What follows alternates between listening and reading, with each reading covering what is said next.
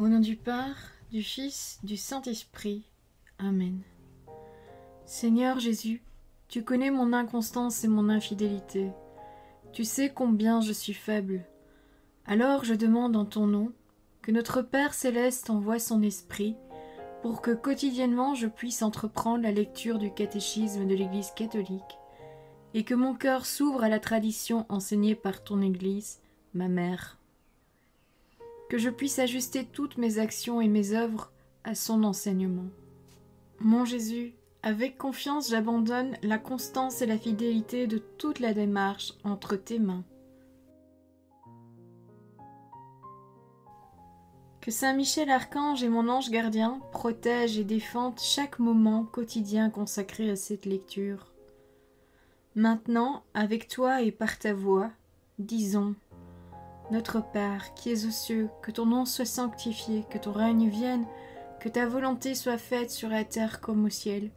Donne-nous aujourd'hui notre pain de ce jour. Pardonne-nous nos offenses comme nous pardonnons aussi à ceux qui nous ont offensés. Et ne nous laisse pas entrer en tentation, mais délivre-nous du mal.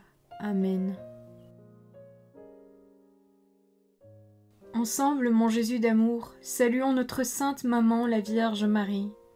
Entre ses mains, je remets mon cœur, mon âme, ma volonté et ma vie, afin que par ses soins règne en moi la volonté du Père, et qu'en ses mains mes œuvres soient gardées, transformées, en parfaite offrande rayonnante de la lumière de Dieu, pour sa gloire, le salut des âmes et la consolation des âmes du purgatoire. Je te salue Marie, comblée de grâce. Le Seigneur est avec toi, tu es bénie entre toutes les femmes, et Jésus, ton enfant, est béni. Sainte Marie, Mère de Dieu, prie pour nous, pauvres pécheurs, maintenant et à l'heure de notre mort. Amen. Je te salue Marie, comblée de grâce, le Seigneur est avec toi. Tu es bénie entre toutes les femmes, et Jésus, le fruit de tes entrailles, est béni. Sainte Marie, Mère de Dieu, prie pour nous, pauvres pécheurs, maintenant et à l'heure de notre mort. Amen. Je te salue Marie, comblée de grâce, le Seigneur est avec toi, tu es bénie entre toutes les femmes, et Jésus, le fruit de tes entrailles, est béni. Sainte Marie, Mère de Dieu, prie pour nous pauvres pécheurs, maintenant et à l'heure de notre mort. Amen. Ô Saint-Esprit, par l'intercession du cœur immaculé de la Sainte Vierge Marie, et par le cœur chaste de Saint Joseph, donne-moi un cœur doux, humble, pur, miséricordieux et charitable.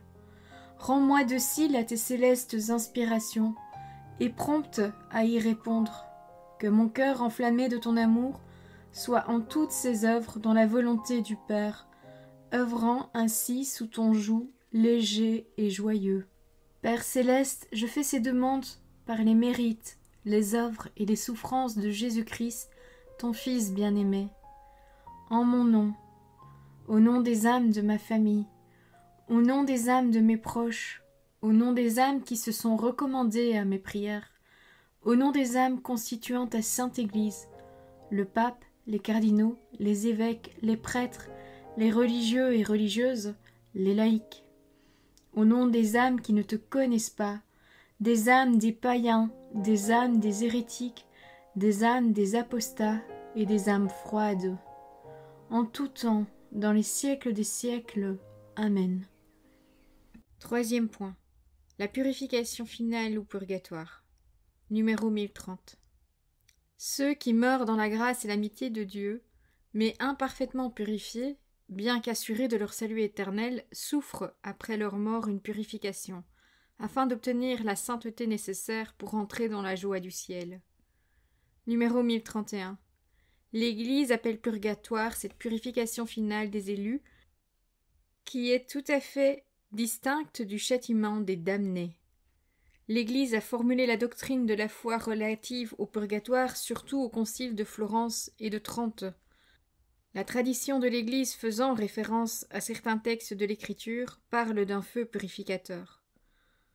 Pour ce qui est de certaines fautes légères, il faut croire qu'il existe avant le jugement un feu purificateur selon ce qu'affirme celui qui est la vérité.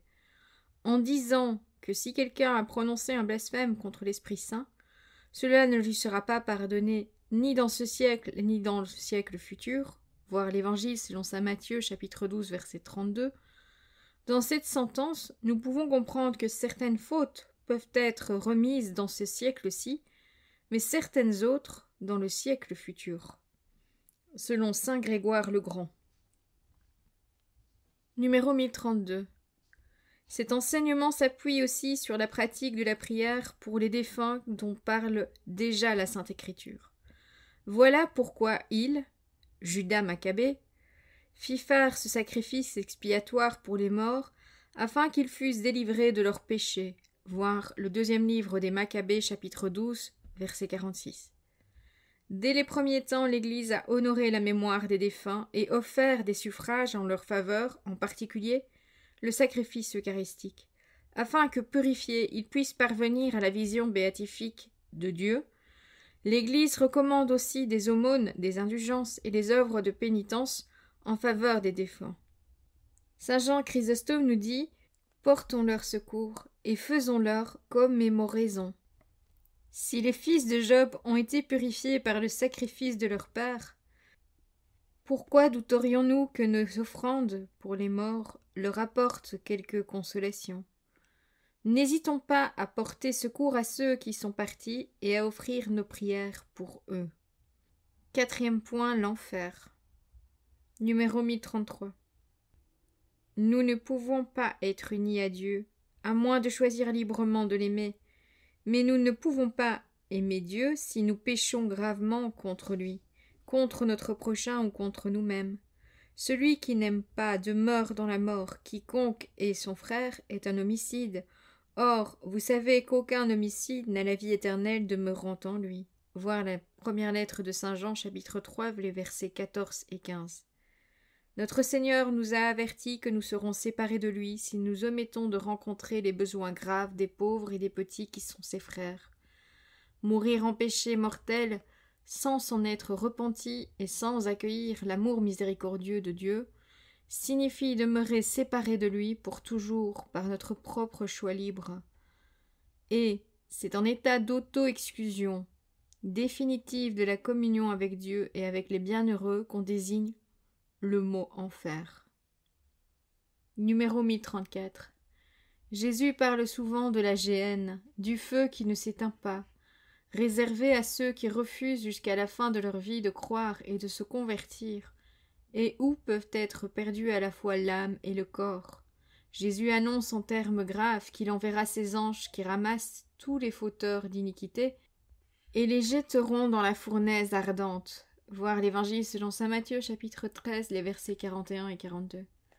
Et qu'il prononcera la condamnation. Allez loin de moi, maudit, dans le feu éternel.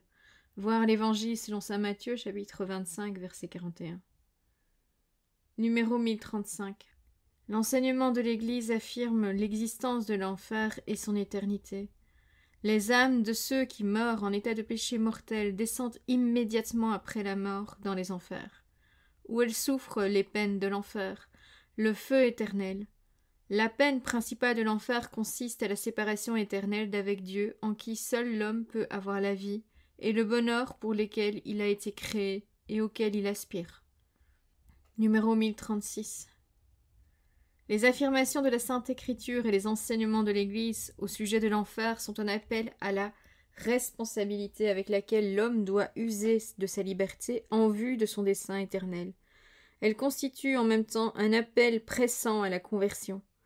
Entrez par la porte étroite, car large et spacieux est le chemin qui mène à la perdition, et il en est beaucoup qui le prennent, mais étroite est la porte et resserré le chemin qui mène à la vie, et il y en a peu qui le trouvent. Voir l'Évangile selon saint Matthieu, chapitre 7, les versets 13 et 14. Ignorant du jour et de l'heure, il faut que, suivant l'avertissement du Seigneur, nous restions constamment vigilants pour mériter, quand s'achèvera le cours unique de notre vie terrestre, d'être admis avec lui aux noces et comptés parmi les bénis de Dieu.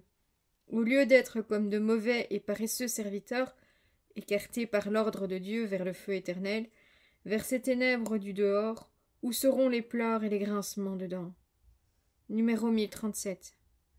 Dieu ne prédestine personne à aller en enfer. Il faut pour cela une aversion volontaire de Dieu, un péché mortel, et y persister jusqu'à la fin. Dans la liturgie eucharistique et dans les prières quotidiennes de ses fidèles, l'Église implore la miséricorde de Dieu, qui veut que personne ne périsse, mais que tous arrivent au repentir. Voir la deuxième lettre de saint Pierre, chapitre 3, verset 9. Voici l'offrande que nous présentons devant toi, nous, tes serviteurs, et ta famille entière, dans ta bienveillance, accepte-la. Assure toi-même la paix de notre vie, arrache-nous à la damnation, et reçois-nous parmi tes élus.